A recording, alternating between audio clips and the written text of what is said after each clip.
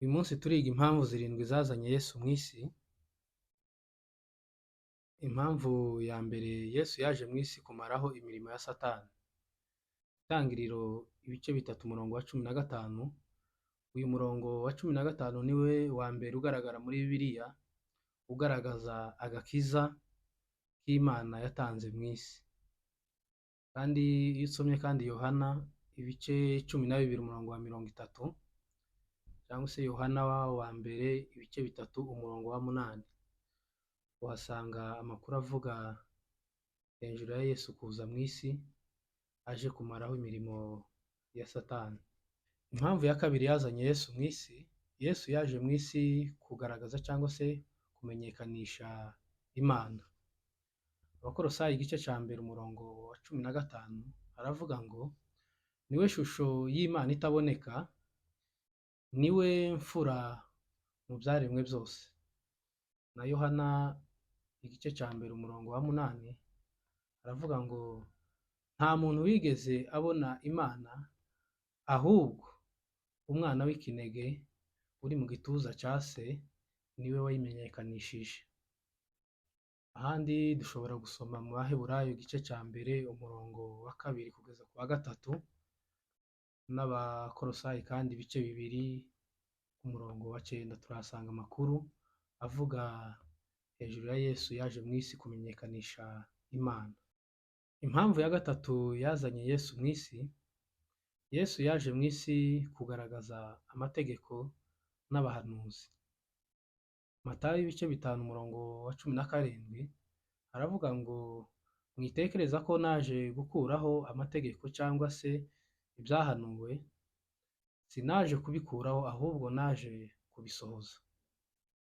Luka kandi ibice 24 umurongo wa 44 kugeza umurongo wa 47 tuhasanga amakuru avuga yuko Yesu yaje mw'isi kugaragaza amategeko n'abahanuzi. Impamvu ya kane yazanye Yesu mw'isi, Yesu yaje mw'isi gucungura abari mu bubata bw'amategeko y'Abisiraheli. Yesu niwe herezo ku mategeko y'Abayahudi, akaba n'ukuri kw'abantu bose. Abayuda bashakiye agakiza mu mategeko, ariko twe twashakiye agakiza muri Kristo Yesu. Abagalatiya ibice 4 umurongo wa 4 kugeza ku murongo wa 5 haravuga ngo maze igihe gikwiriye gisohoye, Imana yohereza umwana wayo wabyawe n'umugore, kandi wavutse atwarwa n'amategeko, kugira ngo acungure abatwarwa n'amategeko, biduheshe guhinduka abana b'Imana. Impamvu ya gatanu yazanye Yesu mw'isi, Yesu yaje mw'isi gutanga ubugingo bwe ku bwa benshi. Yesaya ibice 53 umurongo wa 5 kugeza umurongo wa 7 aravuga ngo nyamara ibicumuro byacu nibyo yacumitiwe, yashenjaguriwe gukiranirwa kwacu, igihano kiduhesha amahoro cyari kuri we, kandi imibyimba ye niyo adukirisha. Na Mariko ibice 10 umurongo wa 45 aravuga ngo kuko umwana w'umuntu nawe ataje gukorerwa, ahubwo yaje gukorera abandi no gutanga ubugingo bwe ku bwa benshi, cyangwa se ku bw'incungu ya benshi. Impamvu ya gatandatu yazanye Yesu mw'isi, Yesu yaje mw'isi gucungura abanyabyaha. Matayo igice cya mbere umurongo wa 21 aravuga ngo azabyara umwana w'umuhungu, azamwite Yesu, kuko ari we uzakiza abantu bose ibyaha byabo.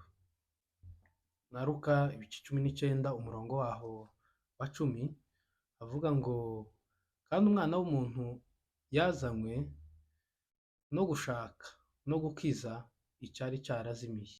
Impamvu ya karindwi yazanye Yesu mw'isi, Yesu yaje mw'isi gukuraho ubutware bw'urupfu na kuzimu. Abakorinto ba mbere ibice 15 umurongo wa 26 aravuga ngo umwanzi w'imperuka azarimburwa n'urupfu. cyangwa se ibyahishuwe igice cya mbere umurongo wa 17 kugeza ku wa 18, tuhasanga amakuru avuga ko Yesu yaje mu isi kugira ngo akureho ubutware bw'ubupfu na kuzimu. Muri izi mpamvu zirindwi zazanye Yesu mu isi, harangiyemo impamvu zitanu gusa, hasigaye izindi zibiri zitararangira. Ni iya mbere n'impamvu ya karindwi. Iya mbere ivuga ko Yesu yaje mu isi kumaraho imirimo ya Satani. Impamvu ya karindwi ivuga ko Yesu yaje mu isi gukuraho ubutware bw'urupfu na kuzimu.